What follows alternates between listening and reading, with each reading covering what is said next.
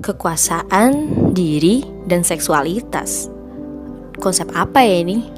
Nah, ketiga konsep ini adalah konsep yang saling tak terpisahkan dari Michel Foucault yang bakal kita bahas kali ini. Michel Foucault, seorang sosiolog postmodernisme yang berasal dari Prancis ini, punya teori-teori dan konsep yang seru abis buat kita bahas. Nah, langsung aja yuk kita masuk ke pembahasan pertama. Kalian tahu nggak sih kalau Foucault itu orangnya selalu ragu soal kebenaran. Misalnya nih, dia lagi pengen ngomongin tentang kekuasaan dan dia bakal pakai pendapat orang lain buat jadi bahan yang bisa dia bikin lebih kreatif tentunya. Konsep pertama dari teori dia ini adalah konsep kekuasaan. Ternyata kekuasaan dari ungkapan Foucault punya ciri khas tersendiri loh. Menurut Foucault, kekuasaan itu bukanlah milik, tetapi sebuah strategi. Kekuasaan itu sebenarnya ada di setiap orang yang berkaitan dengan strategi tentang gimana cara orang tersebut berkuasa. Semua orang pada dasarnya memiliki daya dan kekuatan.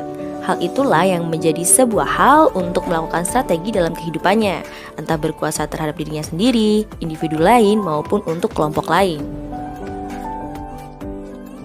Kemudian Foucault itu juga jelasin kalau kekuasaan itu ada di mana-mana, gak hanya terletak pada satu tempat aja ya, atau saklek pada pemerintahan. Tapi kekuasaan itu tumbuh dari dalam diri seseorang saat dia punya rasa ingin tahu. Tentunya tahu tentang orang lain, tahu tentang hal baru, dan tahu tentang apa yang bikin dirinya berkembang. Kuasa juga bekerja melalui normalisasi dan regulasi. Aduh, bahasa apaan sih ini? Lebih jelasnya, kekuasaan berjalan bukan dari sebuah penindasan atau kekerasan, tapi lewat normalisasi sama regulasi yang menjaga dan menghukum. Eits, menjaga dan menghukum bukan berarti menindas ya, tapi sebagai pendisiplinan buat mencegah pihak-pihak yang mendominasi dan merugikan.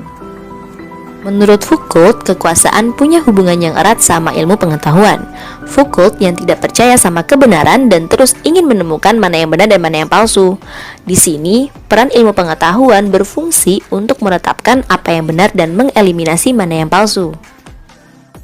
Nah, kalian sadar gak sih bahwa banyak orang menilai jika perkembangan teknologi sekarang ini adalah akibat dari dampak ilmu pengetahuan yang maju? Ilmu pengetahuan yang diwujudkan dalam teknologi ini sebenarnya adalah wujud strategi untuk menguasai masyarakat. Kita sebagai pengguna teknologi dipaksa untuk menggunakan dan dipaksa untuk menaati aturan tersebut. Maka, kita tidak dapat berbicara tentang kemajuan peradaban. Yang terjadi hanyalah pergeseran instrumen yang dipakai untuk memaksa. Nah, sekarang kita lanjut ke konsep yang kedua. Konsep kedua yakni konsep tentang diri dan kekuasaan. Kalau tadi Foucault jelasin tentang kekuasaan yang nyebar kemana-mana dalam ranah makro, sekarang Foucault juga ngebahas nih tentang kekuasaan dalam ranah pribadi atau diri. Familiar nggak sama kata discipline and punish atau disciplinary power? Pada tahap ini, Foucault ngebahas tentang diri yang dijadiin objek kekuasaan. Foucault memberi istilah masyarakat panoptik buat fenomena ini nih. Dalam bukunya, masyarakat panoptik ngejelasin tentang gimana sih manusia itu menjadi teratur karena merasa terawasi. Nah, di sini tubuh kita dikuasai oleh aturan-aturan yang udah menyebar dan kita bakal nganggep itu sebagai hal yang normal tanpa sadar kalau kita lagi dikuasain. Contohnya kalau kita nurut-nurut aja disuruh sama dokter buat minum obat ini itu, atau sistem keteraturan di penjara. Tapi konsep Foucault yang satu ini mendapat kritik nih dari tokoh postmodernisme yang terkenal juga, yakni Jean Baudrillard.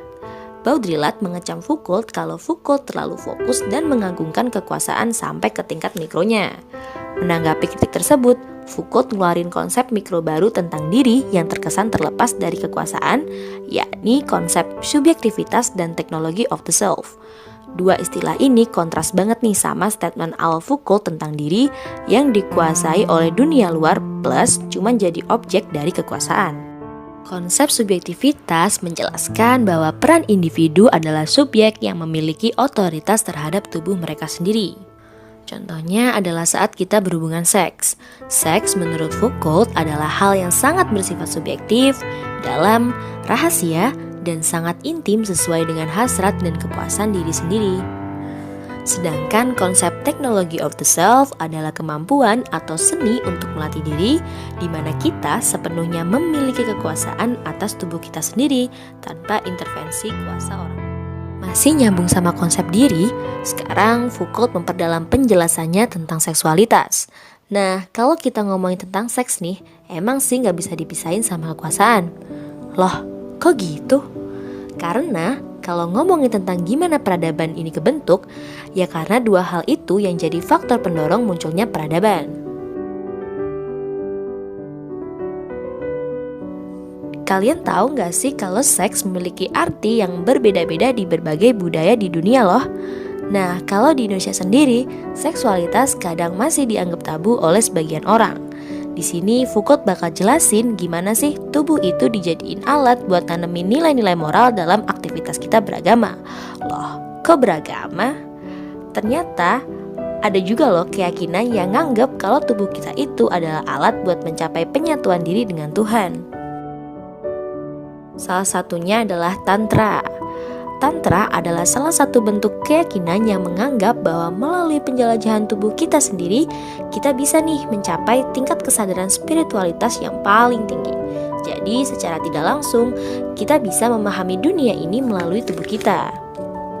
Dalam ajaran Tantra, diyakini bahwa saat tubuh kita menyatu, sebenarnya penyatuan ini adalah proses cikal bakal dari keberadaan alam semesta ini. Art erotika dari Foucault ngingetin kita bahwa meskipun kita manusia yang selalu diunggul-unggulkan budinya, tapi kita tetaplah makhluk yang selalu ngejar kenikmatan dan kepuasan ragawi. Hayo, bener banget kan nih?